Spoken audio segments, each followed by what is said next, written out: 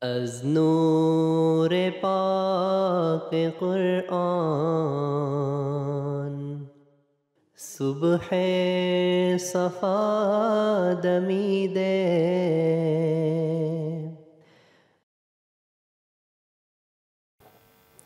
Assalamualaikum warahmatullahi wabarakatuh. Pemirsa MTA dimanapun Anda berada, berjumpa lagi dalam acara Lafaz Al-Masih, di mana dalam acara ini, dalam Lafaz Al-Masih ini, kita akan mengupas sabda-sabda daripada Hadrat Masih Maud alaihi salatu wassalam yang terkompilasi dalam kitab Malfuzat. Dan dalam kesempatan yang baik ini, kita sudah kedatangan narasumber kita, yakni Bapak Maulana Dili Sadili Fadal Ahmad. Mari kita sapa beliau. Assalamualaikum Pak Dili, apa kabar Pak? Waalaikumsalam. Alhamdulillah. Alhamdulillah. Baik. Beliau akan berbagi wawasannya tentang bagaimana takwa dapat membawa kita lebih dekat dengan Tuhan dan bagaimana pertolongannya senantiasa hadir dalam kehidupan kita. Nah, untuk mempersingkat waktu, mari kita langsung berdiskusi dengan beliau. Nah Pak, sebetulnya apa pandangan Hadrat Masih Maud alaihi salatu wassalam berkenaan dengan takwa dan pertolongan Tuhan ini? Iya. Assalamualaikum warahmatullahi wabarakatuh. Waalaikumsalam. Pemirsa MTA yang dirahmati Allah Subhanahu wa taala. Di episode yang lalu kita telah membahas masalah takwa dan pertolongan Allah Subhanahu wa taala, di mana beliau bersabda bahwasannya di dalam kitab Malfuzat itu beliau menyampaikan di dalam bahasa Urdu, har ek neki kizar ittaqahe aw jarrahi tosab kucerahahe. Akar dari segala kebaikan adalah takwa. Jika akar ini ada, maka seluruhnya bakal ada. Jadi artinya orang itu akan menjadi baik keseluruhannya. Orang ini akan menjadi sesuatu yang sangat-sangat bermanfaat dan mulia bagi makhluk lain jika akar ini ada di dalam kehidupan orang-orang yang beriman ini. Kira-kira seperti itu yang beliau sampaikan. Nah Pak, ada tidak peranan doa dalam meningkatkan takwa dan memohon pertolongan Allah Ta'ala? Iya. Jadi doa itu adalah bagian dari takwa itu sendiri. Jadi orang bertakwa itu hakikinya adalah senantiasa mendahulukan doa. Kan doa itu kan ungkapan ketidakberdayaan kita kepada Allah Subhanahu wa taala yang maha segala-galanya. Jadi kita mengakui akan kenaifan kita, akan kerendahan kita, akan kelemahan kita. Tanpa ada pertolongannya tidak mungkin kita bisa ngapa-ngapain. Nah, doa atau permohonan itu adalah salah satu bagian dari orang bertakwa. Ciri khas orang bertakwa itu pasti dia berdoa. Karena ada orang yang beranggapan tidak perlu berdoa. Toh Allah akan memberikan dengan takdirnya. Sementara Allah katakan takdir itu adalah putusan Tuhan. Tetapi putusan itu akan datang dengan ada irodahnya, ada kehendaknya. Jadi ketika Allah berkehendak, Allah akan memutuskan. Nah, tetapi di tengah-tengah itu ada tadbir, namanya usaha. Jadi Allah Subhanahu wa taala mengatakan tidak mungkin orang akan mendapat sesuatu tanpa ada pertolongan Allah Ta'ala dan tanpa ada permohonannya. Makanya di Quran itu masih mengatakan jelas sekali Allah berfirman, "Ud'uni astajib lakum." Berdoalah kamu kepadaku, aku akan mengabulkannya. Jadi doa dengan takwa itu, doa adalah bagian daripada ketakwaan. Jadi orang yang senantiasa berdoa, itulah cirinya orang bertakwa. Jadi seperti itu cirinya Pak ya. Nah Pak, selanjutnya bagaimana seseorang itu dapat membuktikan bahwa ia telah memperoleh pertolongan Tuhan di dalam hidupnya? Ya, jadi gini, kalau orang kita tanya bagaimana rasanya madu, itu hanya orang yang pernah mencicipi rasanya madu yang bisa cerita. Jadi kita cerita madu itu seperti itu baru retorika atau teori, tidak sama dengan orang yang telah mencicipi rasanya madu. Jadi sama juga orang-orang yang menapaki kehidupan bertakwanya. Kadang-kadang dia tidak mau cerita kepada orang bahwa saya itu telah banyak sekali Allah SWT yang diberikan kepadanya. Dia hanya bisa merasakan hanya orang yang melalui itu. Dia tidak akan, memang orang dari luar tidak kelihatan nih orang memang dapat petua atau tidak. Pada hidupnya itu rajin ke masjid, begitu luar biasa akhlaknya. Tapi kelihatannya biasa-biasa aja. Kenapa? Karena memang orang melihatnya dari apa yang dilihat oleh matanya. Sementara kedalamannya mereka tidak tahu. Iya. Bahwasanya kenyamanan hidup orang-orang bertakwa itu tidak bisa diprediksi dari orang-orang yang berbeda cara memandang. Nah, masalahnya sekarang kan menjadi berbeda. Kenapa? Cara pandangnya yang berbeda. Nah, orang bertakwa dilihat oleh orang-orang yang duniawi. Ya tentu tidak akan nyambung. Iya, iya. Maka ketika orang dunia melihat orang-orang yang menapaki hidup ketakwaan, dianggapnya nih orang rugi amat gitu hidupnya. Kok susah amat, rajin amat ke masjidnya, tapi kok susah amat. Karena yang dilihatnya kan dari kacamata orang dunia. Iya.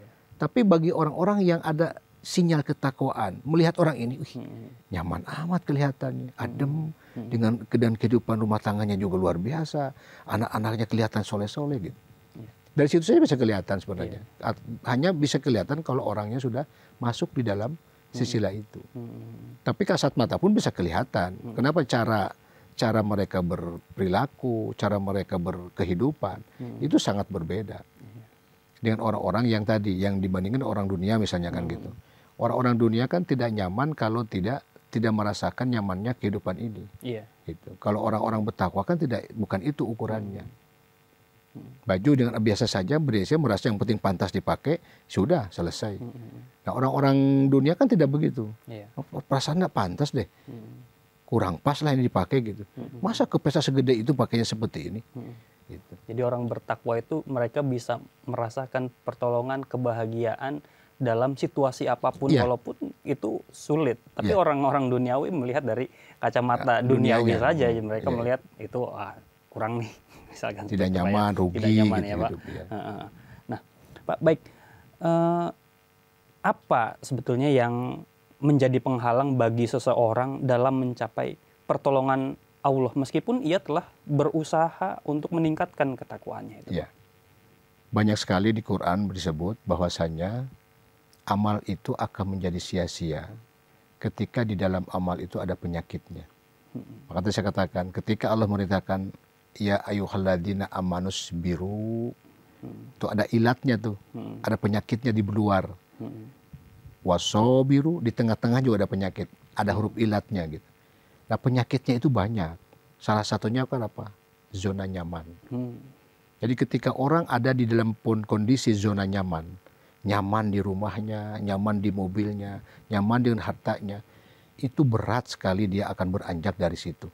Maka oleh karena itulah kenapa Masih Maud SAW mengatakan kalian yang kecintaan terhadap dunianya melebihi segala-galanya, kalian tidak akan pernah mencium baunya surga. Karena zona itu yang akan betul-betul menghalangi orang menempuh jalan ini. Ya bayangkan saja orang mencari, bekerja, mencari uang, ingin sebanyak-banyaknya dapat, ingin dipunya sebanyak-banyaknya, tiba-tiba Allah katakan, anfiku, belanjakanlah hartamu itu. Untuk siapa? Untuk pekerjaan Allah Subhanahu Wa Taala. Kan tidak mudah itu melaksanakan itu. Maka oleh karenanya ketika ada posisi dalam kondisi zona nyaman itu salah satu penghalang. Yang kedua, ketika orang bertambah ilmunya, bertambah kedudukannya, bertambah hartanya, itu yang membuat penghalang-penghalang kepada kehidupan bertakwa itu. Itu yang menjadi penghalangnya. Iya. Baik. Nah, Pak, lalu bagaimana biasanya kan orang itu naik turun tuh Pak ya, termasuk kerohanian gitu. Bagaimana seseorang dapat menjaga dan mempertahankan tingkat takwa yang telah ia capai gitu Pak? Nah, di dalam buku Filsafat Masih Maud menjelaskan salah satu cara kita konsisten dengan jalan yang kita tempuh. Pertama apa? Kita bergaul dengan siapa? Maka salah satu suluk untuk mencapai taqarrub ilallah itu adalah kunu ma'as-shodiqin. Bersatulah kamu, hiduplah kamu bersama orang-orang yang sodik.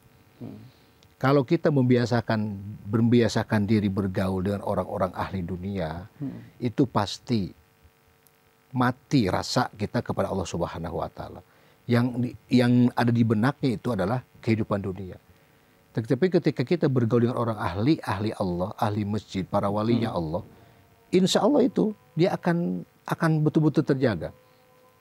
akan senantiasa dia ingat bahwasanya kehidupan yang hakiki itu adalah menuju jalan Allah Subhanahu wa taala, menuju Allah Subhanahu wa taala lewat jalur-jalur ketakwaan ini.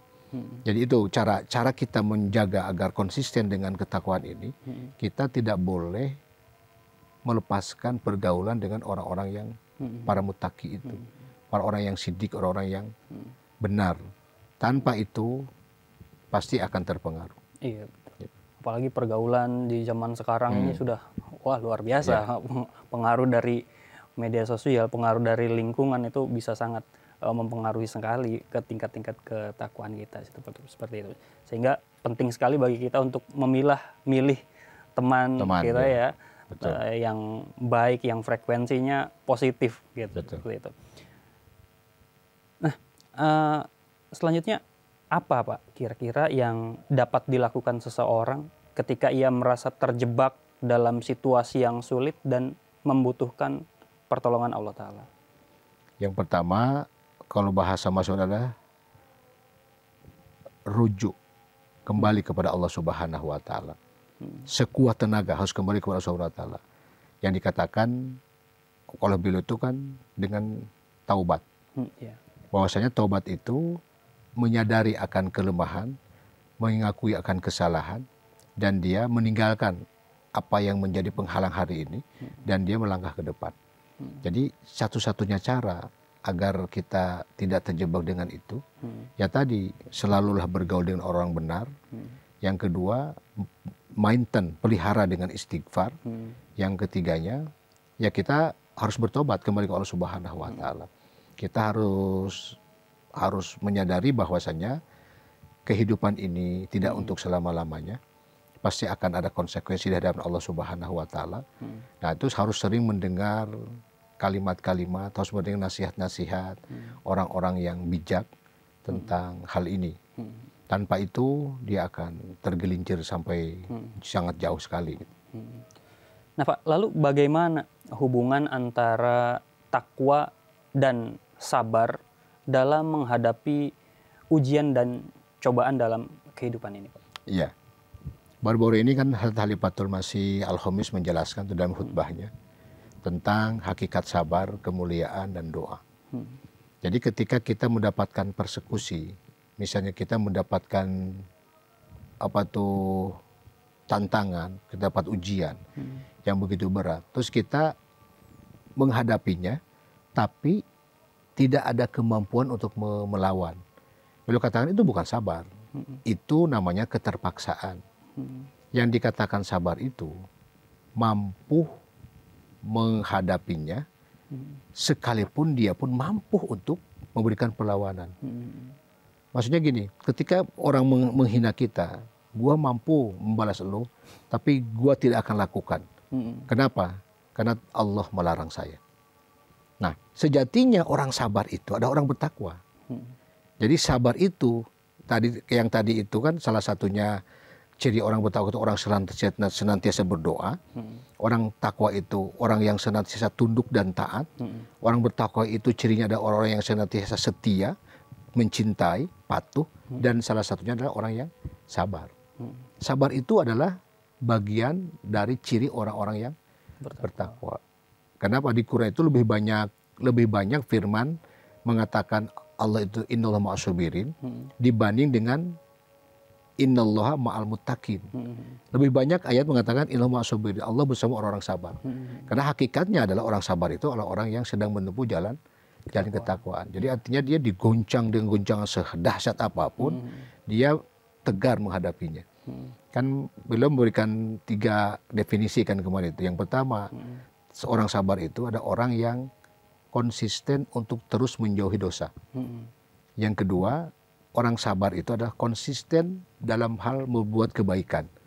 Dan dia akan terus mengejar kebaikan yang belum dia capai.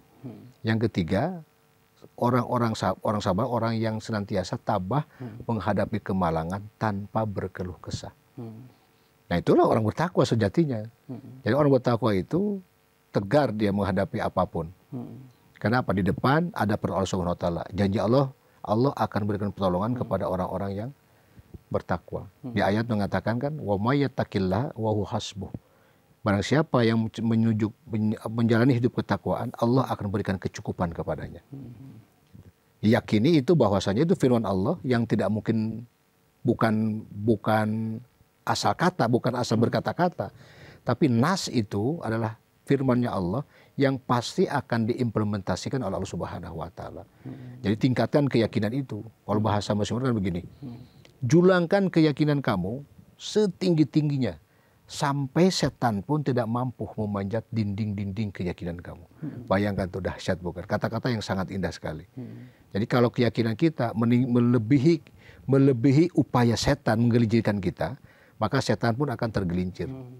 Gitu. Nah, baik Pak. Terakhir nih Pak ya, apa pesan atau saran Bapak untuk orang-orang yang ingin meningkatkan ketakwaannya dan mengalami pertolongan Allah Subhanahu wa taala di dalam hidupnya? Iya. Jadi sebenarnya begini. Mengutip dari sabda Hadrat Khalifatul Masih Tsani radhiyallahu anhu. Jadi beliau mengatakan begini, jemaat ini adalah jasad. Khilafah adalah ruh. Jadi kalau jasad tanpa ruh, artinya apa? Mayat. Jadi kalau jemaat itu mengutamakan fisik doang, tanpa mengindahkan seruan, himbauan, dan ajakan khalifahnya, artinya mati jemaat ini. Jadi intinya kalau kita ingin menapaki dalam konsisten dalam menapaki ini, selalulah mendekatkan diri kepada khilafat ini. Terus bukan hanya mendekat, setiap himbauannya, setiap seruannya, setiap kata-katanya, itu harus menjadi style hidup kita. Tanpa itu, punten, jemaat dimanapun tidak akan pernah jadi apa-apa. Maka Khalifatul Masih keempat rahimahullah bersabda apa? Kunci, kalau kalian ingin menyaksikan kunci keberhasilan setiap jemaat dimanapun, sebenarnya apa kuncinya? Sejauh mana mereka melaksanakan titah khilafahnya.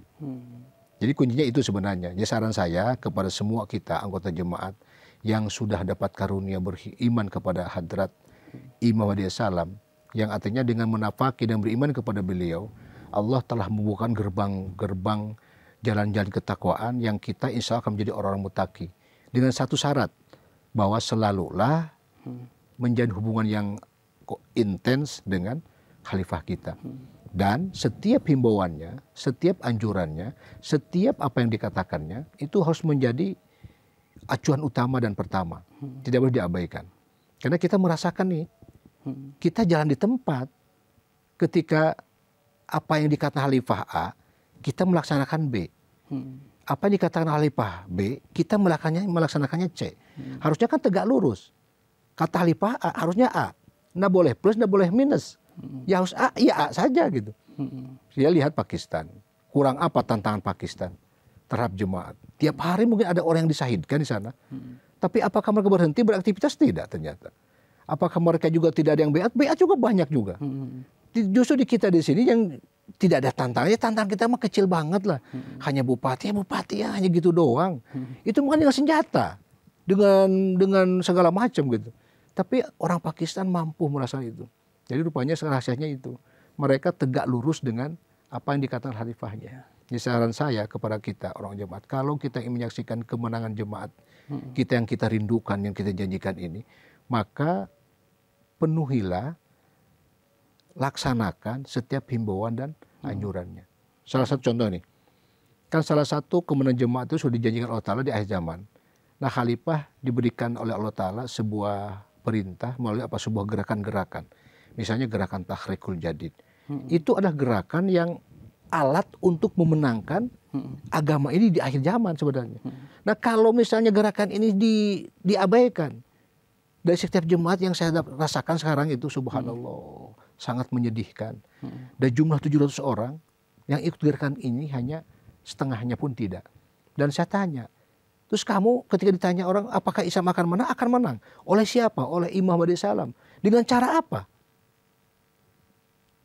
Inilah salah satu caranya. Semua gerakan-gerakan yang khalifah himbau kepada sekalian adalah itu yang harus kita sambut dengan gegap gempita.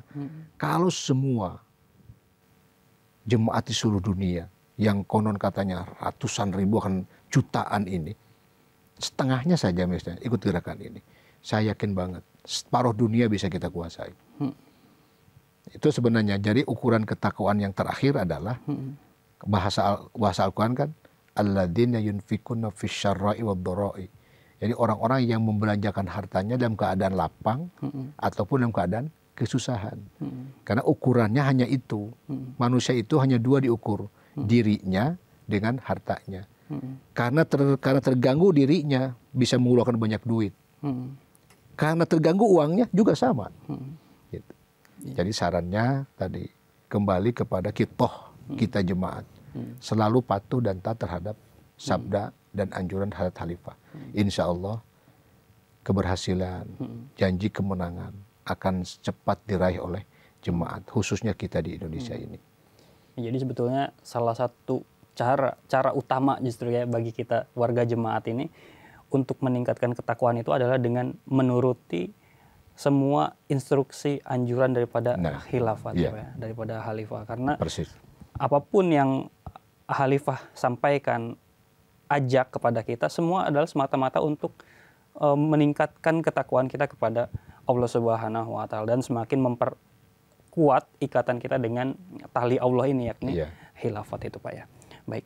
Baik pemirsa MTA dimanapun Anda berada, sangat menarik sekali pembahasan kita berkenaan dengan takwa dan pertolongan Allah Subhanahu wa Ta'ala. Dan dalam kesimpulannya kita dapat memahami bahwa takwa merupakan kunci utama dalam mencapai pertolongan Allah Ta'ala. Dan takwa juga merupakan sebaik-baik bekal. Watazawadu fa inna khairaz zadi taqwa, dikatakan seperti itu. Karena dengan meningkatkan ketakwaan kita dapat menghadapi berbagai macam cobaan, ujian dengan baik, dengan lebih tegar, dengan lebih sabar, serta dapat meraih pertolongan-pertolongan dari Allah Subhanahu wa Ta'ala, karena kita akan selalu merasa Allah senantiasa hadir bersama kita dalam mengarungi kehidupan di dunia ini. Oleh karena itu marilah kita terus berusaha, berupaya meningkatkan standar ketakwaan kita dan senantiasa berdoa agar mendapatkan pertolongan dari Tuhan Yang Maha Kuasa dalam segala aspek kehidupan kita. Dan pada akhirnya saya beserta kru yang bertugas undur diri. Wabillahi taufiq wal hidayah. Wassalamualaikum warahmatullahi wabarakatuh. Waalaikumsalam.